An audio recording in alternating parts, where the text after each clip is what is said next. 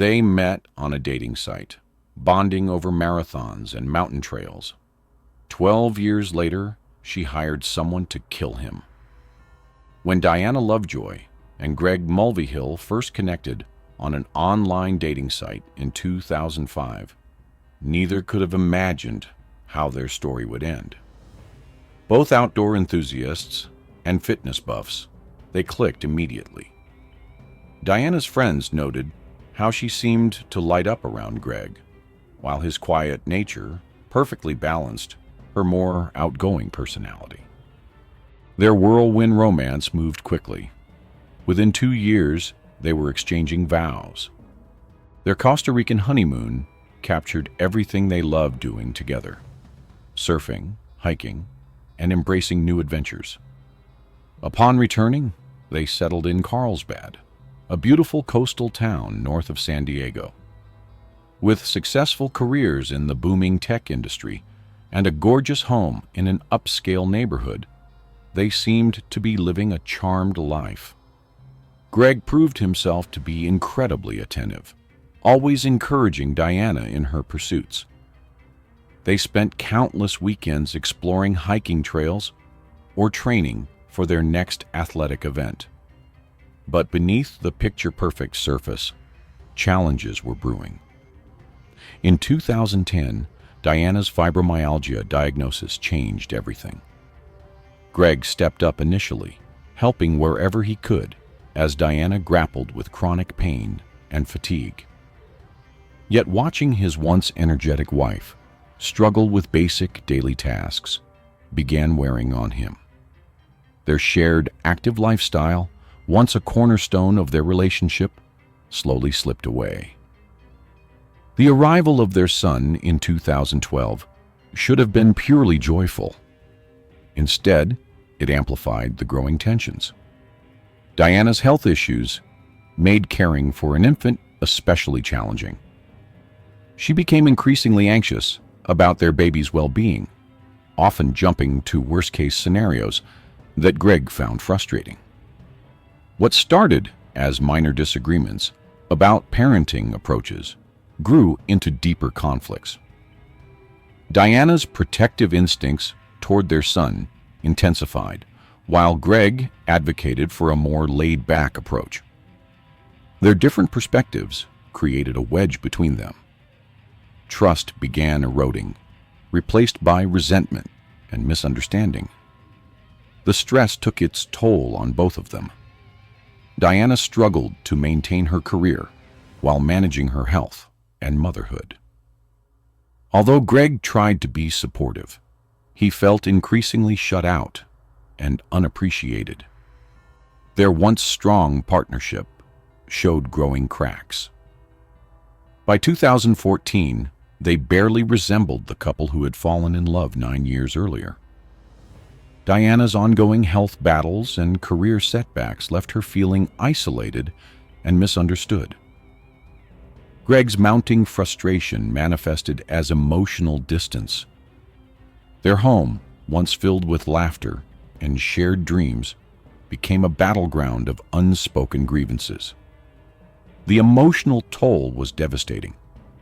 Diana increasingly viewed Greg as unsympathetic to her struggles, while he felt helpless, watching his wife retreat into herself.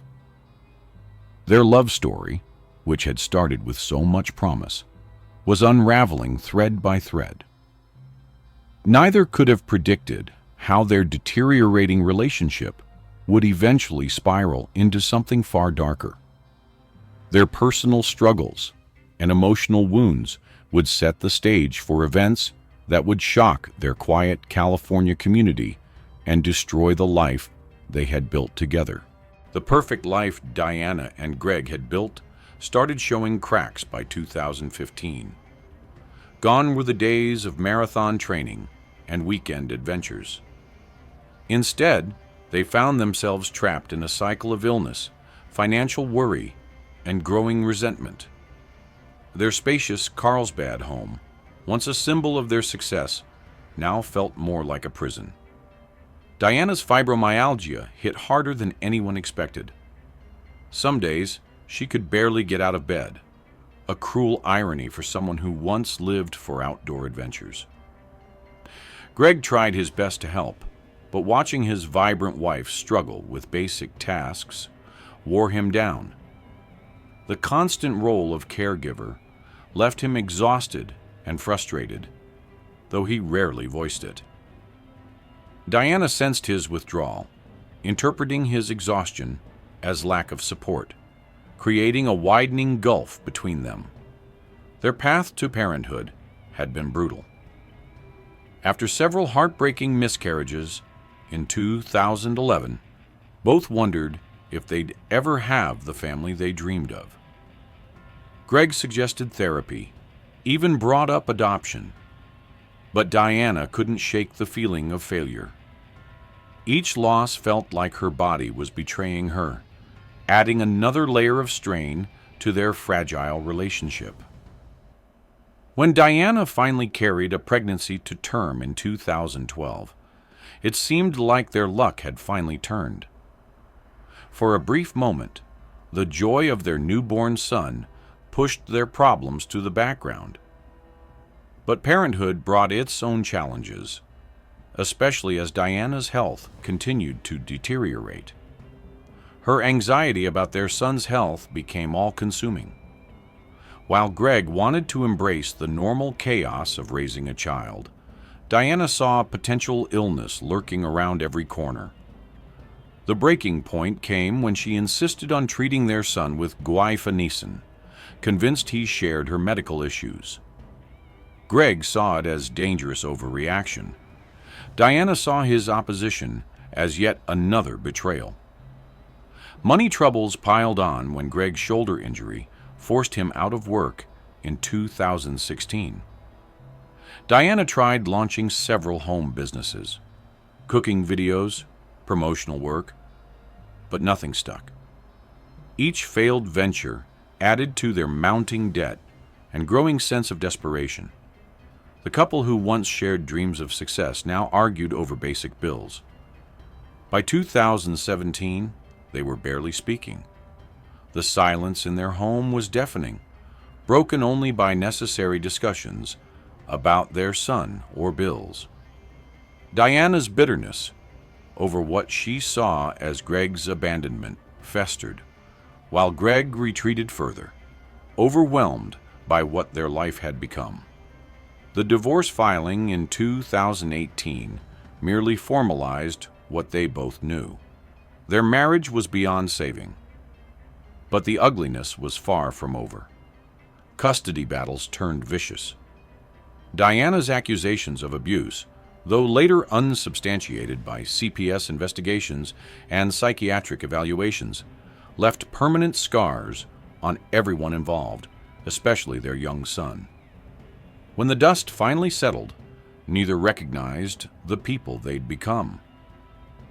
The driven professionals who fell in love over shared adventures were gone, replaced by two broken people trying to navigate their new normal. Their son, caught in the middle of it all, bore silent witness to the unraveling of what should have been a simple love story. By 2019, Diana and Greg hardly recognized their lives, or each other.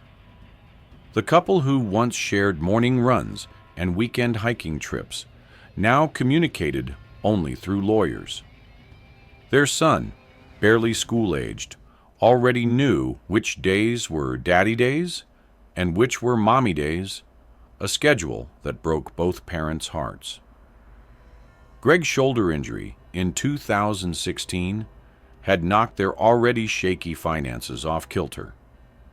Job hunting proved harder than expected, especially with the constant drain of legal fees and custody arrangements. The proud man who once supported his family now struggled to make child support payments. Diana's situation wasn't much better. Her string of failed business ventures, from YouTube cooking shows to promotional work, left her scrambling to make ends meet. The divorce filing should have been the end of it. Instead, it opened a new chapter of pain. While Greg just wanted a fair shake at seeing his son, Diana grew increasingly desperate. In 2019, she blindsided everyone by filing a police report accusing Greg of sexual abuse during their marriage. The allegations seemed to come out of nowhere. Even their closest friends were stunned. The system kicked into high gear. Police investigations, CPS visits, psychological evaluations. Their private life became an open book. While the investigations found no evidence to support Diana's claims, the damage was done. Greg felt like he was fighting ghosts. How do you defend yourself against accusations that never happened? Diana's world had become increasingly isolated. The woman who once led team meetings and training sessions now barely left her house. Friends worried about her erratic behavior, but nobody knew how to help. The stress of single parenthood, financial pressure, and her ongoing health issues seemed to be crushing her. The custody battle turned ugly fast. Diana fought for full custody like a cornered animal, convinced Greg was unfit to parent.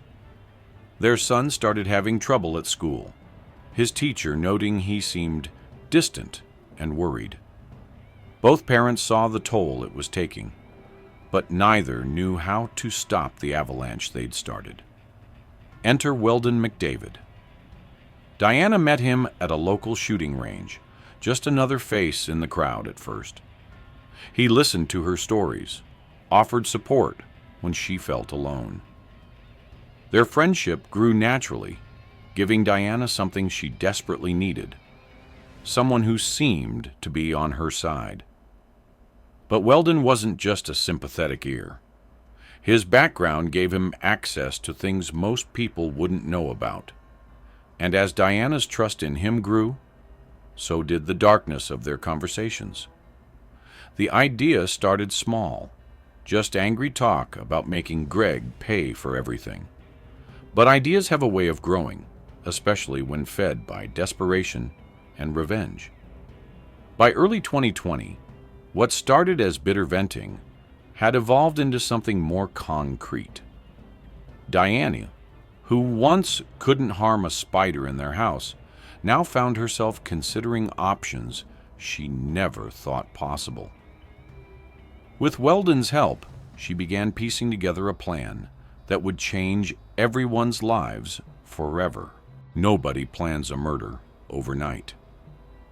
For Diana and Weldon, it started with small conversations at the shooting range, bitter comments about Greg, half jokes about making him disappear.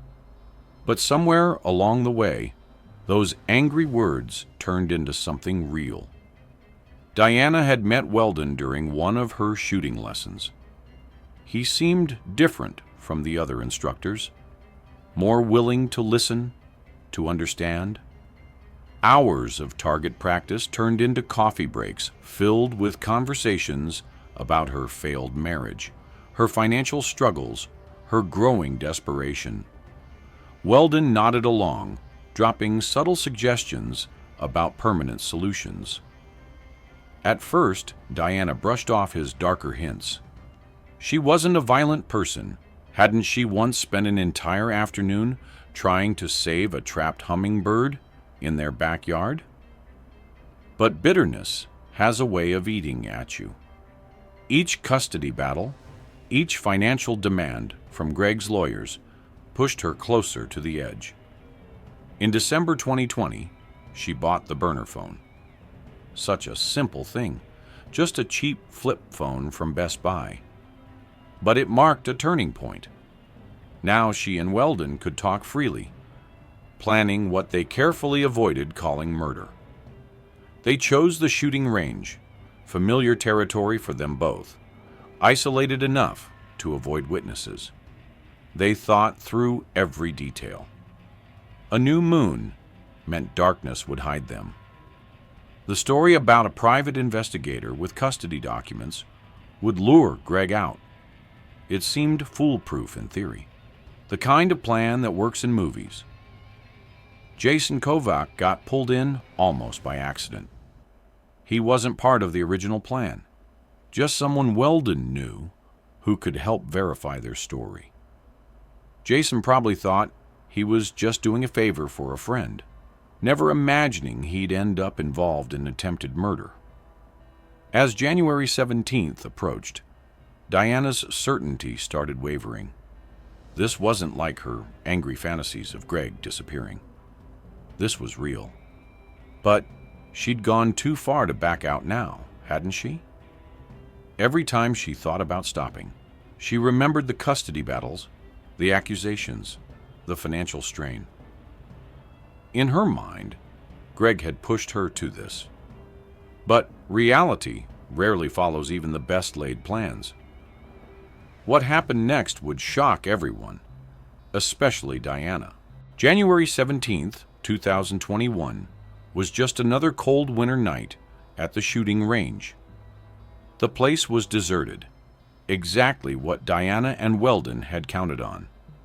They'd gone over the plan dozens of times. Greg would show up thinking he was meeting a private investigator about custody documents. Simple enough. Diana arrived early, her stomach in knots. The reality of what they were about to do hit harder in the dark, empty range. The familiar smell of gunpowder couldn't mask the wrongness of it all. When Greg pulled up in his truck, looking tired after a long day at work, Diana almost called it off. But she didn't. Greg nodded at her as he walked past. They barely spoke these days unless it was about their son. She pointed him toward where the investigator was supposedly waiting. Greg trudged off in that direction, his flashlight beam bouncing across the ground. He had no reason to suspect anything. Why would he? The shot cracked through the night like a whip. Greg went down hard, blood already spreading across his shoulder. But something had gone wrong. The shot wasn't clean. Instead of the quick end they'd planned, Greg was still moving, still conscious.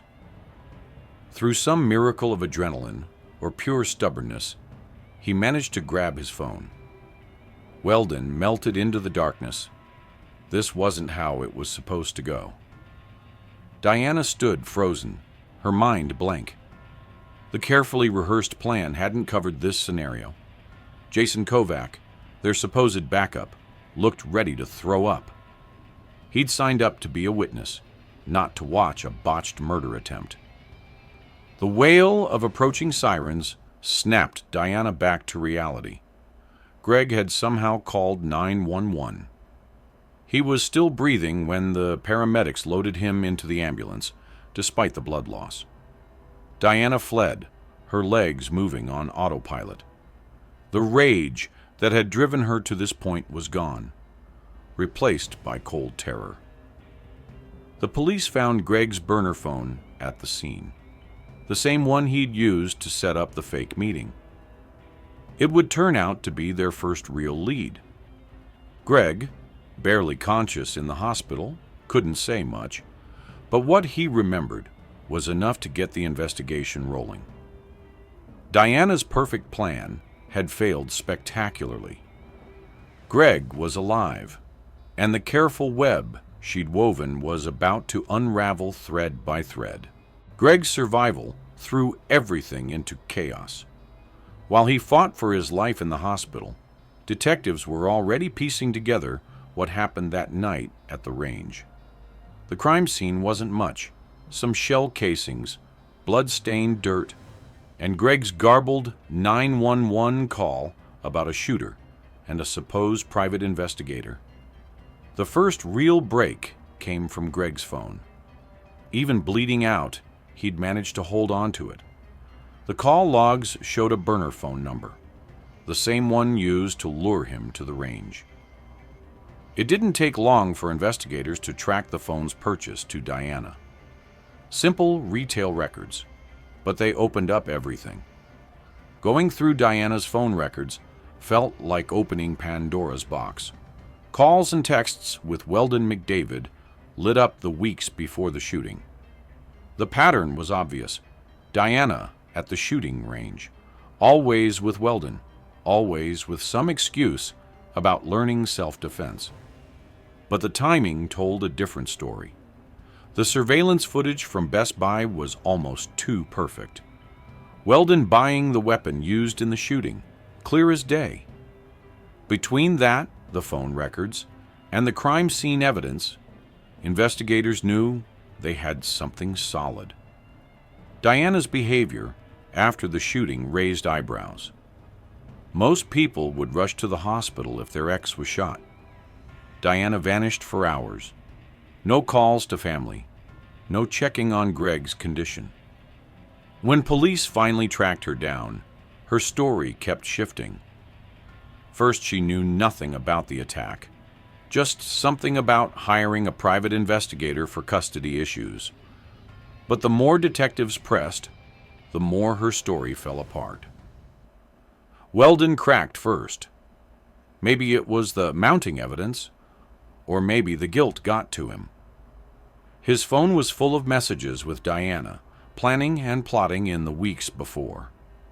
He painted Diana as a desperate woman, broken by divorce and custody battles. According to Weldon, she'd masterminded everything. He was just the trigger man. The deeper investigators dug, the clearer the picture became. Diana's financial problems, the bitter custody fight, her spiral from successful professional to someone plotting murder. By mid-February 2021, they had enough to charge both Diana and Weldon with attempted murder and conspiracy. But just before the trial was set to begin, something new came to light. Something that would change everything. The trial started quietly in February 2021. No media circus, just a packed courtroom of locals who'd been following the case. Diana and Weldon sat at separate tables with their lawyers, both looking smaller than anyone remembered them. The prosecution's case was straightforward, almost brutal in its simplicity. The bullet that nearly killed Greg matched Weldon's gun. Diana's phone lit up with calls to Weldon right before the shooting. Security footage caught Weldon buying the weapon. Clean, simple evidence that told an ugly story. Jason Kovac's testimony hit hard. He described seeing Diana and Weldon that night, how normal everything seemed until it wasn't. But it was Greg's testimony that changed the mood in the courtroom. He spoke quietly about the shooting, his voice steady until he looked at Diana. "I never thought," he started, then had to stop for a moment. The silence in the courtroom was deafening. Diana's lawyers tried their best. They talked about her mental health, her desperation, how the divorce had broken her. But each argument fell flat against the mountain of evidence. The more they tried to paint Diana as a victim, the more the jury seemed to see through it. Then came Diana's collapse in court. Some people gasped, but others just watched. They'd seen enough of her act by now.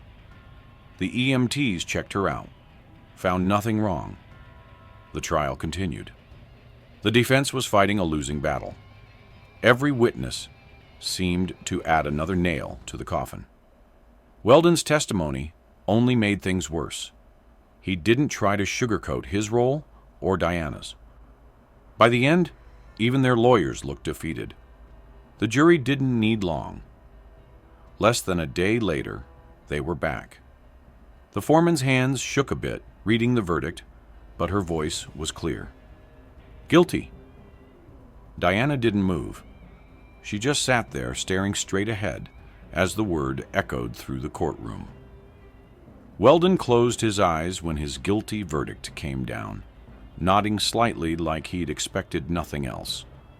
No dramatic outbursts, no tears, just the quiet sound of handcuffs clicking shut on two people who'd thought they could get away with murder. The sentencing came down on March 18th, 2021. Diana sat quietly as the judge handed down 26 years. She didn't cry or collapse this time, just nodded slightly, like she'd finally accepted what was coming. Weldon got hit harder, 50 years. The judge didn't mince words about their betrayal of trust, especially Weldon's role as a shooting instructor turned conspirator. Greg watched it all from the back of the courtroom. Later, he'd tell friends he felt nothing. Not relief, not anger, just emptiness. The woman he'd once shared a life with gone. Their son would grow up with a mom in prison. No sentence could fix that. Carlsbad's a small town, in its way. Everyone knew Diana and Greg, the fitness couple in the nice house up on the hill. Now neighbors crossed the street to avoid talking about it. What do you say about someone who hired a hitman to kill their ex? The gossip died down eventually, but the story stuck. Diana's parents stopped coming to court halfway through the trial. How do you watch your daughter throw her life away? The woman in handcuffs didn't look like the daughter they'd raised. The one who'd graduated top of her class, built a career in tech, loved being a mom. Their grandson would grow up reading about his mother in old news articles. The papers had a field day, of course. Tech exec's wife plots murder made headlines for weeks. Each story dug deeper into their past. The perfect marriage, the divorce, the shooting. People who worked with Diana couldn't square the woman they knew with someone who'd plan a murder. Former colleagues stopped mentioning her name, like she'd been erased. Weldon's fall was quieter. One day, he was teaching at the range. The next, he was facing half a century behind bars. The regular customers who'd known him just shook their heads. Nobody saw it coming, they'd say. Or maybe they just didn't want to see it. Most tragedy hits fast. This one unfolded slowly, breaking more than just Greg and Diana's family. Their story became Carlsbad's cautionary tale, how a normal divorce turned into attempted murder. Sometimes the quiet houses on the hill hold the darkest secrets. Time has a way of dulling edges, but some cuts never really heal. Greg's shoulder recovered from the bullet wound, but other scars ran deeper. Simple things would trigger memories. Catching a whiff of gunpowder at a fireworks show. Seeing Diana's favorite coffee brand at the grocery store. Watching their son make the same expressions she used to make. Their boy grew up with questions Greg couldn't always answer. How do you tell a kid his mom's in prison for trying to kill his dad? Sometimes Greg would catch himself staring at old family photos, wondering if he'd missed some sign, some warning of what was coming. The trust he'd once given so freely became something precious, something he guarded carefully. Carlsbad's a beach town. People move on, find new gossip, but everyone knew the story. Greg noticed the looks when he dropped his son off at school, saw how other parents would whisper. Some friends stuck around, others drifted away. It's hard to know what to say to someone whose ex-wife hired a hitman. Diana's life shrunk to the size of a prison cell. No more morning runs, no more tech conferences, no more tucking her son into bed. Just concrete walls and time to think. The woman who once planned product launches now counted days. Her parents visited less and less. Even they struggled to recognize their daughter in the woman behind the glass. Weldon's fall was steeper, in some ways. From respected instructor to convicted criminal. It's quite a drop. The shooting range took down his certifications, packed away his trophies. These days, he's just another guy in prison grays, marking time until a parole hearing decades away. Sometimes Greg drives past their old house on the hill. New family lives there now. They painted it blue, planted different flowers. Life moves on, even when you're not ready for it to. Their son's getting older, asking harder questions. Greg does his best to answer honestly without passing on the weight he carries. That's the thing about attempted murder. It changes more than just the people involved. It ripples out, touching lives in ways nobody expected. Some wounds heal, others just become part of who you are. Greg's son started asking harder questions as he got older. The simple answers that worked when he was little: "Mommy did something bad and has to be away for a while," didn't cut it anymore. How do you tell a kid the whole story without breaking their heart? Greg didn't have the answers, but he tried his best. The quiet moments were the hardest. After homework was done and his son was in bed, Greg would sometimes sit in the dark, remembering. Not just the shooting, though that nightmare never really went away, but the little things. Diana teaching their son to ride a bike. Family dinners that ended in laughter. Normal stuff that seemed impossible now. He wasn't the same guy who'd fallen in love with Diana all those years ago. Getting shot changes you. So does watching your marriage crumble, seeing your ex-wife go to prison, raising a kid alone. Some days were okay, others not so much. Diana's life in prison was exactly what you'd expect. Gray walls, strict routines, endless time to think. The anger that drove her to hire Weldon faded, leaving something worse: clarity. She saw what she'd done to her family, her son, herself. No amount of explaining or justifying could change it. Her boy was growing up without her, and that was on her. Weldon's story was simpler in some ways. Wrong place, wrong time, wrong choices. The respected instructor who helped Diana plan a murder now sat in a cell, watching years tick by. His certificates and awards gathered dust somewhere, meaningless now. Greg focused on being there for his son. Soccer games, school plays, everyday stuff. He showed up for all of it. The other parents still whispered sometimes, but less than before. Time has a way of making even the biggest scandals fade, but some things don't fade. The scar on Greg's shoulder, the look in his son's eyes when Mother's Day rolls around, the weight of knowing your ex wanted you dead. You don't get over that stuff. You just learn to carry it.